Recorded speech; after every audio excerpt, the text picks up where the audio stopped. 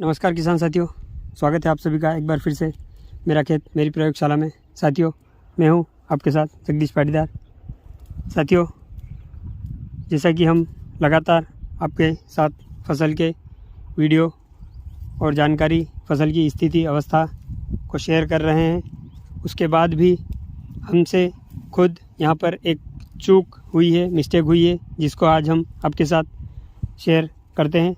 साथियों, हमारी तो फसल की अवस्था अवधि अब पूर्ण हो चुकी है, परंतु आपके लिए अगर फसल की उम्र अवधि अवस्था अभी बाकी है तो यह वीडियो अवश्य महत्वपूर्ण हो सकता है।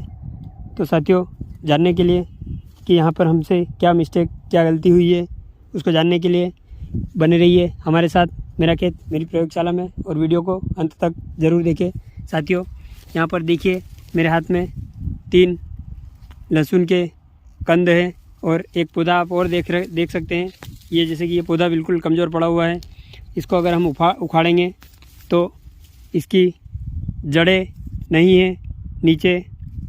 साथियों, यहाँ पर हमसे मिस्टेक ये हुई है कि शुरुआत की 40 से 50 दिन की अवस्था तक तो हमने जड़ में लगने वाले फफूंद और कीड़ों के लिए लगातार 15 दिन के इंटरवल पर फंजीसाइड और इंसेक्टिसाइड का उपयोग हम करते रहे हैं। फंजीसाइड में जैसे कि बेसल डोज में साफ, उसके बाद सिंचाई के साथ में मेटालेक्सिल 35% और इंसेक्टिसाइड के रूप में बेसल डोज में हमने फिप्रोनिल और उसके बाद फिर से फिप्रोनिल, उसके बाद 2 बार यूरिया में फंजीसाइड के साथ इमिडाक्लोप्रिड को मिलाकर यहाँ पर यूज़ किया था 50 से 60 दिन की अवस्था तक।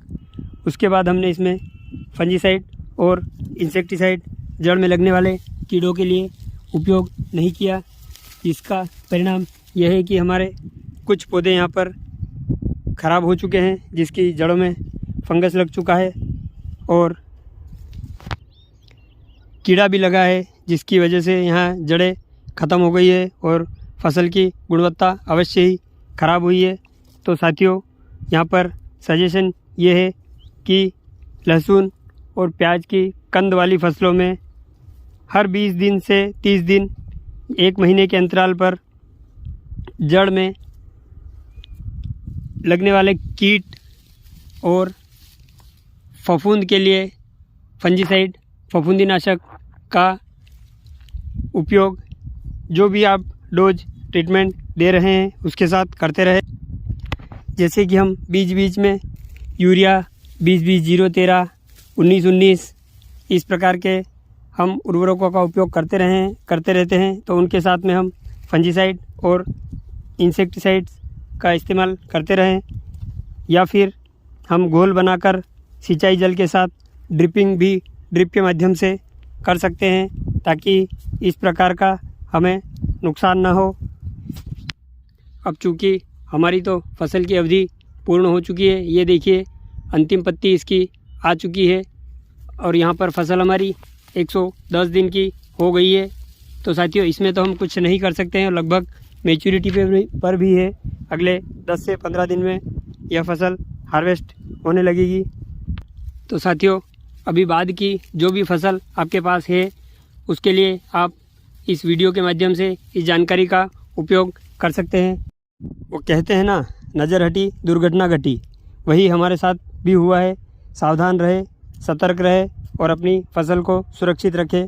हमने भी ध्यान दिया, उसके बाद भी कहीं ना कहीं चूक हो गई है। तो साथियों, फिर से मैं यही कहूँगा कि सावधान रहे, सतर्क रहे और फसल को सुरक्षित रखें। साथियों, यहाँ पर फफूंदीनाशक के रूप में आप जड़ के लिए कार्बेंडाजिम, मैनकोजेब जो साफ़ का टेक्निकल आता है वो, इसके अलावा मेटालेक्सिल 35% या मेटालेक्सिल मैनकोजेब जो रेडोमिल के नाम से आता है यह, या फिर थायोफेनेट मिथाइल, इस प्रकार के फंजीसाइड का हम यहाँ पर उपयोग कर सकते हैं।